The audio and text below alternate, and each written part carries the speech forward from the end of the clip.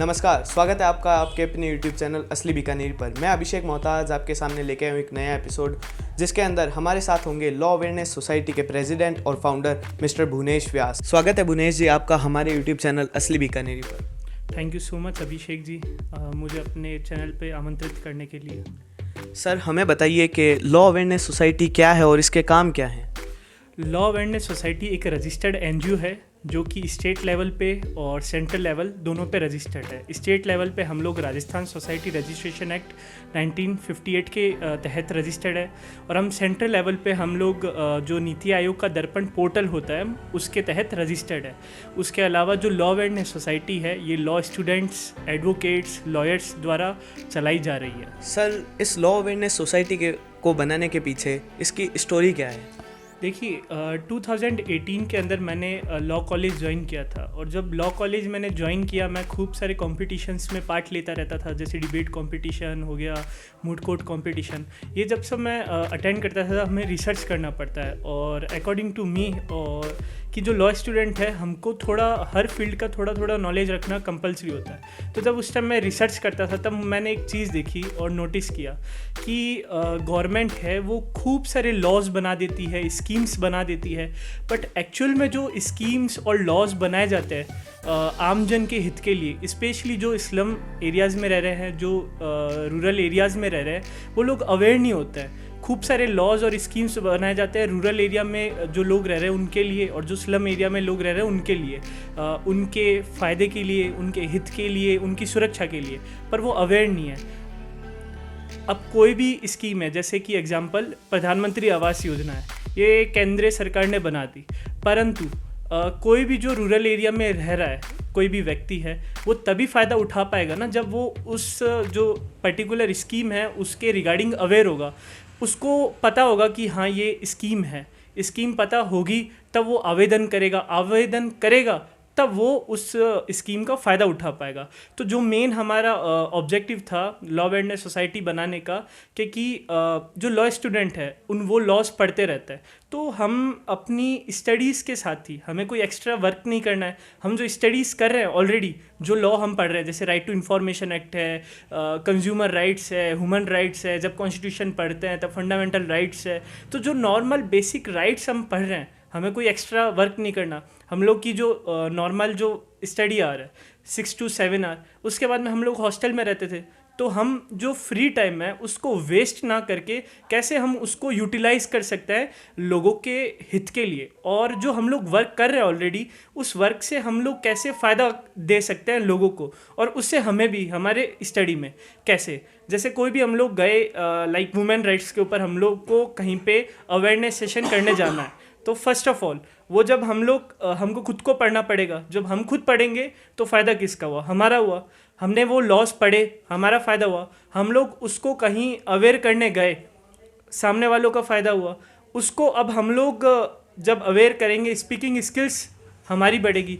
तो ये हमारा मेन ऑब्जेक्टिव था कि कैसे हम लोग अपनी स्टडीज़ के साथ में, प्लस जब हम लोग क्या होता है कोई भी चीज़ देखते हैं कि यार ये कमी है देश के अंदर, ये पर्टिकुलर, हम लोग हमेशा चेंज सीकर रहता है कि यार ये होना चाहिए, वो होना चाहिए। तो जो नॉर्मल एक अगर अवेयरनेस की हम बात कर सकते हैं तो ये हम स्टडीज़ के साथ हम खुद भी तो कर सकते हैं। क्यों, हम गवर्नमेंट की ये ड्यूटी है बट हम भी कर सकते हैं ये।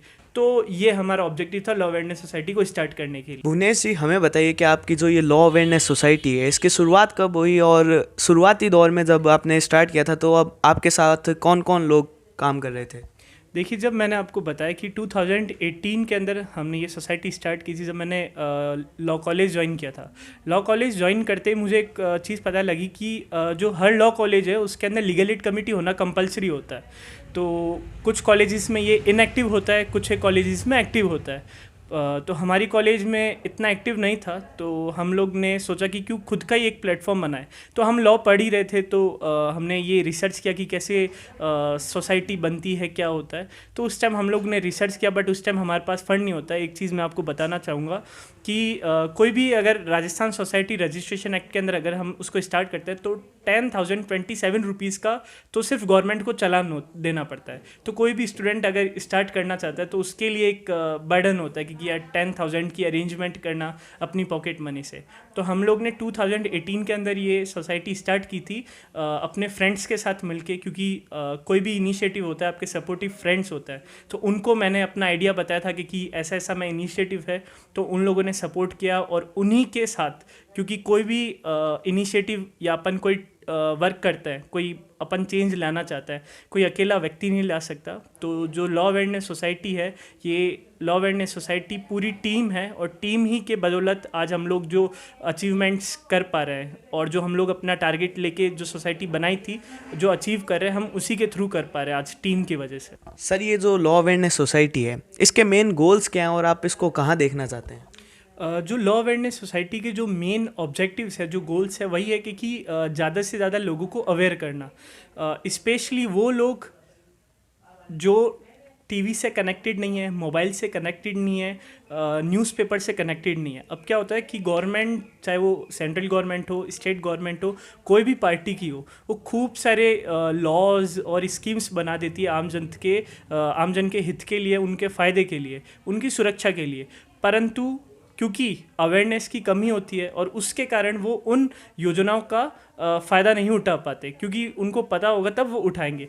तो अगर जो स्पेशली वो लोग हैं जिनके पास टेलीविज़न से वो कनेक्टेड नहीं है और न्यूज़पेपर नहीं है, तो उनको इन्फॉर्मेशन पता कैसे लगेगी? तो हमारा जो टारगेट है, ऐसे तबके के लोगों को ज़्यादा से ज़्यादा जाके ग्राउंड वर्क पे वर्क करके उनको अवेयर करना। और टीमें पूरे ऑल ओवर इंडिया हम लोग टीम बना रहे हैं। हमने एक्टिव टीम हमारी महाराष्ट्र में चल रही है, गुजरात में हम लोग लॉन्च कर चुके हैं, उत्तराखंड में हम लोग लॉन्च कर चुके हैं, उसके अलावा राजस्थान में हमारी एक्टिव टीम चल रही है। तो हमारा टारगेट ये है ज़्यादा से ज़्यादा लोगों को अवेयर करना उनके राइट्स के रिगार्डिंग। सर, आपकी इस लॉ अवेयरनेस सोसाइटी ने अभी तक क्या अचीवमेंट्स किए हैं? देखिए, लॉ अवेयरनेस सोसाइटी का जो मैंने बताया ऑब्जेक्टिव है अवेयरनेस, और इसी ऑब्जेक्टिव को लेके हमने लॉ अवेयरनेस सोसाइटी की शुरुआत की थी। हमने जब स्टार्टिंग में स्टार्ट किया था तो हमारा ऑब्जेक्टिव यही था कि अवेयर करना। उसके बाद में जैसे जैसे हम लोग ग्रो अप करते रहे, हमने थोड़े और ऑब्जेक्टिव्स एडअप हो गए हमारे। तो अब तक, मतलब आज की डेट तक, कल मैं कुछ एस्टिमेट कैलकुलेशन कर रहा था, हमने बीकानेर में, राजस्थान के ऑल ओवर खूब सारे डिस्ट्रिक्ट्स में, आउट ऑफ राजस्थान, हम लोग आज की डेट में अब तक 10 से 11,000 लोगों तक हम लोग अवेयरनेस सेशन उनके साथ कर चुके हैं। और वो पॉसिबल हुआ ऑफलाइन मोड और ऑनलाइन मोड के दोनों के तहत। जैसे हम लोग ने जब कोविड से पहले हम लोग स्कूल्स में जा रहे थे, कॉलेज में जा रहे थे, वहाँ पे सेशंस लिए, हमने पब्लिक पार्क्स के अंदर जाके अवेयरनेस सेशंस किए। उसके अलावा हम लोग, जब कोविड आ गया तो पॉसिबल नहीं था ग्राउंड वर्क करना, तो हम लोगों ने वेबिनार्स करवाए। तो इन सब के थ्रू हम लोग आज की डेट तक में 10 से 11,000 लोगों के साथ हम लोग अवेयरनेस सेशन कर चुके हैं। उसके अलावा जो हमारा इनिशिएटिव है, एज ए स्टूडेंट लेवल पे हमने ऑर्गेनाइजेशन को स्टार्ट किया। जो स्टेट लेवल होता है, स्टेट लेवल में गवर्नर, राज्यपाल साहब, उनका बहुत बड़ा इम्पोर्टेंट रोल होता है। तो गवर्नर सर ने हमारे वर्क को अप्रिशिएट किया है। उसके अलावा स्टेट के जो कैबिनेट मिनिस्टर्स हैं, सेंट्रल गवर्नमेंट के मिनिस्टर्स हैं, उन्होंने हमारे वर्क को अप्रिशिएट किया है। तो ये हमारे लिए एक बहुत बड़ा अचीवमेंट है। साथ ही हम लोगों ने वर्ल्ड बुक ऑफ रिकॉर्ड भी हमने क्रिएट किया था निफा के साथ, तो उसके साथ जल्दी हमें वर्ल्ड बुक ऑफ रिकॉर्ड का भी हमें सर्टिफिकेट जो मिलेगा, ये भी हमारे लिए अचीवमेंट है। जो हम लोगों ने जितने, सबसे बड़ा जो हमारा अचीवमेंट है, 10 से 11,000 लोगों के साथ अवेयरनेस सेशन करना, ये हमारे लिए बहुत बड़ा अचीवमेंट है। जी सर, ये बहुत बड़ी बात है कि एक लॉ अवेयरनेस सोसाइटी 10 से 11,000 लोगों तक अपनी अवेयरनेस पहुंचाता है। तो इसी के साथ मेरा अगला सवाल ये होगा कि सर, आपकी जो लॉ अवेयरनेस सोसाइटी है, इसके अंदर ग्राउंड वर्क की बहुत बड़ी भूमिका रहती है। जो भी लॉ अवेयरनेस सोसाइटी हो या फिर कोई भी सोसाइटी, एनजीओ हो, उसको ग्राउंड वर्क बहुत करना पड़ता है। तो आपकी सोसाइटी ने क्या क्या ग्राउंड वर्क किए हैं? देखिए, जैसे मैंने आपको बताया कि हम लोग 10 से 11 हज़ार लोगों तक पहुँचे हैं। तो जब कोविड से पहले हम लोग ये वर्क कर रहे थे कि हम लोग जैसे स्लम एरियाज़ है, झुग्गी झोपड़ी के लोग हैं, उनके साथ जाके हम लोगों ने इवनिंग जैसे जो वहाँ पे बच्चों को रैक पिकर्स होता है, जो कचरा उठाने वाले बच्चे होते हैं, उनको जाके इकट्ठा करके हम लोग वहाँ पे क्लासेस लेते हैं। नॉर्मल उनके अंदर हम कुछ भी बेसिक जो नॉर्मल पढ़ाई उनको करवाते, कुछ एक उनके जो राइट्स हैं उनको बताते। उसके अलावा हम लोग जैसे मैंने बोला, क्योंकि सबसे ज़्यादा जो ज़रूरत है उन लोगों को अवेयर करने की है जो लोग टेलीविज़न से नहीं कनेक्टेड है, अखबार से उनके न्यूज़पेपर नहीं आता है। तो ये सब नहीं आएगा तो अवेयर कैसे होंगे? तो सबसे ज़्यादा ग्राउंड वर्क हम लोग ने स्लम एरियाज़ में किए। उसके अलावा हम लोग स्कूल्स में गए, कॉलेजेस में गए, रूरल एरिया के, स्लम एरियाज़ के।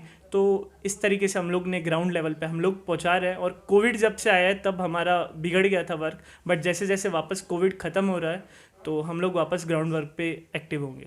सर, जैसे कि हमें पता है कि लॉ अवेयरनेस सोसाइटी बहुत जगहों पर अभी ब्रॉड वर्क कर रही है, लेकिन सर आप बीकानेर से नेटिव बिलोंग करते हैं और हमारा चैनल भी बीकानेर को प्रमोट करता है। तो सर आप बीकानेर के लिए लॉ के अंदर क्या चेंज लाना चाहते हैं, या फिर आप क्या इंक्रीज़ करना चाहते हैं लॉ, और लोगों के बीच आप कैसे उसे इम्पैक्ट करेंगे?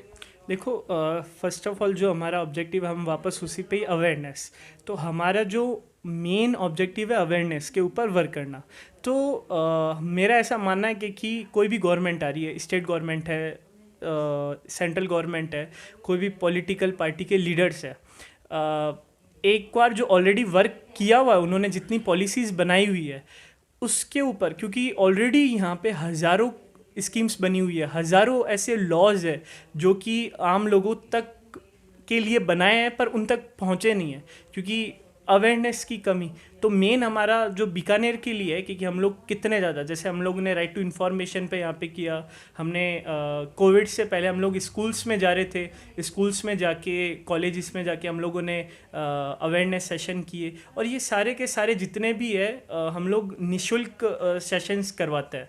तो बीकानेर के लिए हम लोग जब लॉकडाउन लगा तो हम लोगों ने वेबिनार, क्योंकि बीकानेर के अंदर वेबिनार का कॉन्सेप्ट उस टाइम जब 2020 अराउंड फर्स्ट वेव का ये हुआ, तो उस टाइम थोड़ा सा नया कॉन्सेप्ट था वेबिनार वाला। फिर भी हम लोगों ने जितना भी हम लोग वेबिनार पे कर पाए हम लोग ने किया। और जैसे जैसे कोविड ख़त्म होगा वापस हम लोग ग्राउंड लेवल पे वापस बीकानेर में शुरू होंगे। उसके अलावा आपने मुझसे क्वेश्चन किया था अचीवमेंट का, तो एक अचीवमेंट की एक मैं आपको स्टोरी बताऊँगा।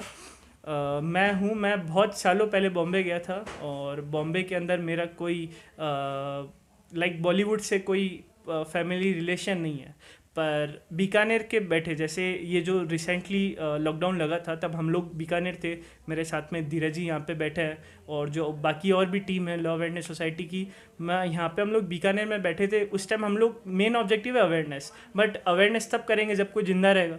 जो सेकंड वेव आई थी उस टाइम ये सिचुएशन हो गई थी कि कोई मतलब बहुत क्रिटिकल सिचुएशन हो गई थी, ऑक्सीजन बेड नहीं मिल रहे थे या लोगों को प्लेटलेट्स।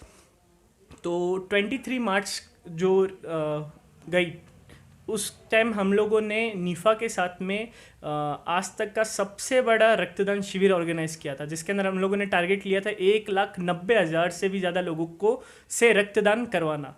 तो हम लोगों ने और भी ऑर्गेनाइजेशन के साथ में ये टारगेट अचीव करने का। तो 23 मार्च को हम लोगों ने जो ब्लड डोनेट किया था उसका हमारे पास अच्छा खासा स्टोरेज पड़ा था। तो जैसे ही लॉकडाउन लगा सब लोग अपने होम टाउन, अपने जगह जगह पे आ गए, घरों में सब लोग लॉक थे। तो हमने सोचा कि अब हम लोग कुछ ग्राउंड वर्क कर नहीं सकते और इस टाइम पे अवेयरनेस सेशन और करना तो सही नहीं है। अपन जो ऑलरेडी अपन ने जो यूटिलाइज़ करते हैं, अपन ने जो वर्क किया है, तो हमारा स्टोरेज पड़ा था ब्लड्स का। तो हम लोगों ने मैसेज डाला कि किसी को भी बीकानेर या फिर जयपुर के अंदर किसी को भी ब्लड की अगर नीड हो तो आप इस नंबर पे कांटेक्ट कर सकते हो। हमारे पास एक दिन के अंदर जैसे फर्स्ट डे जब हमने किया 5 से 10 लोगों की रिक्वायरमेंट आई और हमने सबकी की। और 2-3 दिन के अंदर हमारे पास एक दिन के अंदर 100 कॉल आ रहे थे और 100 कॉल में से हम लोग सिर्फ घर पे बैठे, हम कहीं जा भी नहीं रहे थे। बस जो हमने नेटवर्क बनाया, जो लॉ अवेयरनेस सोसाइटी ने नेटवर्क बना रखा है, चाहे वो राजस्थान के बाहर हो, चाहे वो बीकानेर में कोई भी जगह हो, तो जो हमने नेटवर्क बनाया वो नेटवर्क हमारे काम आया इस सोसाइटी के थ्रू। तो जैसे बीकानेर में किसी को नीड हुई तो हमने अरेंज करवाया, जयपुर में हुई, धीरे धीरे करके हमारा नेटवर्क बढ़ता गया। हमने क्योंकि 33 जगहों पे हम लोगों ने ब्लड डोनेशन कैंप करवाया था, तो वो नेटवर्क बढ़ के बाड़मेर, जैसलमेर, हमने ऑलमोस्ट 33 डिस्ट्रिक्ट सारे राजस्थान के कवर किए। राजस्थान के ये तो सडनली एक दिन मेरे पास कॉल आया कि ऐसी ऐसी रिक्वायरमेंट। अब हम ये तो देखते नहीं थे, मदद करते थे कि कौन है क्या है, हमारे पास आई और जो रिक्वायरमेंट होती थी स्लिप वगैरह कि ये कहीं फेक तो ना, वो डॉक्यूमेंट मंगा के हमने करा दी, जयपुर के अंदर अरेंजमेंट किया। मुझे बाद में पता लगा ये बॉलीवुड एक्ट्रेस भूमि पेडनेकर का कॉल था। उनकी मासी को ऑक्सीजन की नीड थी वहाँ पे जयपुर के अंदर। तो हम लोग सिर्फ हमने ये वर्क करके हम लोग बॉलीवुड तक भी पहुँचे। फिर हमने भूमि पेडनेकर के साथ में ऑफिशियली टाई अप करके हम लोगों ने वर्क किया, और जो राजस्थान के अंदर जो भी उनके पास ट्विटर पे टैग करते थे वो सारे केसेस हम लोग हैंडल कर रहे थे। तो ये भी हमारे लिए अचीवमेंट है कि हमने जो छोटी सी एक इनिशिएटिव स्टार्ट किया था स्टूडेंट लेवल पे, उसको हम लोग बॉलीवुड तक हमारे साथ एसोसिएट हुए भूमि पेडनेकर, और उन्होंने खूब बहुत बार हमारी कोरोना के टाइम पे ही, सेकेंड वेव के टाइम में हमारी अप्रिशिएशन उन्होंने अपने ओपन सोशल मीडिया अकाउंट्स पे किया। तो ये भी हमारे लिए अचीवमेंट है। बहुत अच्छा लगा सर आपसे बात करके, और बहुत नॉलेजफुल बातें आपने हमारे साथ शेयर की। तो पूरी वीडियो को देखने के लिए आप सभी का धन्यवाद, और हमारे चैनल को सब्सक्राइब कर दें। और भुवनेश जी की इस लॉ अवेयरनेस सोसाइटी को आप भी जाके इंस्टाग्राम पे देख सकते हैं और इनका पूरा वर्क देख सकते हैं, और आप भी इनके साथ जुड़ सकते हैं। अगर आप लॉ से अवेयर होना चाहते हैं तो आप इनको डायरेक्ट डीएम कर सकते हैं, या बहुत सारे जरिए हैं इनसे कांटेक्ट करने के। एक चीज़ मैं आपको बताना भूल गया था वीडियो के बीच में कि हमारी वेबसाइट भी है। आप गूगल पे सर्च करोगे, आपने अचीवमेंट की थी, तो ये भी हमारे लिए अचीवमेंट है कि हमारा जो पूरा वर्क है, आप सिर्फ सर्च करोगे लॉ अवेयरनेस सोसाइटी तो गूगल पे हमारी पूरी इन्फॉर्मेशन आ जाएगी। जो हमने ऑफिस बना रखा है जयपुर में, और जो बेसिक हमने काम किए हैं, और हमने वेबसाइट भी बना रखी है जिसके ऊपर हम लोग जो लॉ स्टूडेंट्स होते हैं या फिर जो एडवोकेट है या लॉयर है, तो उन लोगों को क्या होता है, अपना सीवी बनाना होता है। उस सीवी के बेसिस पे उनको जॉब मिलती है। अब कोई लॉ स्टूडेंट है और उसको कॉर्पोरेट में जाना है, तो उसको सीवी के बेसिस पे जॉब मिलेगी। अब सीवी के बेसिस पे जॉब मिलेगी तो उसको सीवी भी बनाना पड़ेगा बढ़िया, और सीवी बढ़िया बनाने के लिए उसको लॉ रिलेटेड जो इवेंट्स है वो भी अटेंड करने पड़ेंगे। तो जो law related events all over India होते रहते हैं, उसकी भी हम लोग इन्फॉर्मेशन अपडेट करते रहते हैं हमारी सोसाइटी के पेज पे। आप उसको जब वेबसाइट पे जाओगे तो उसके अंदर एक जो पब्लिकेशन एक ऑप्शन आएगा, उसके अलावा एक अपॉर्चुनिटी कॉलम है, उस अपॉर्चुनिटी कॉलम पे क्लिक करोगे तो ये सब इन्फॉर्मेशन उस पर आएगी।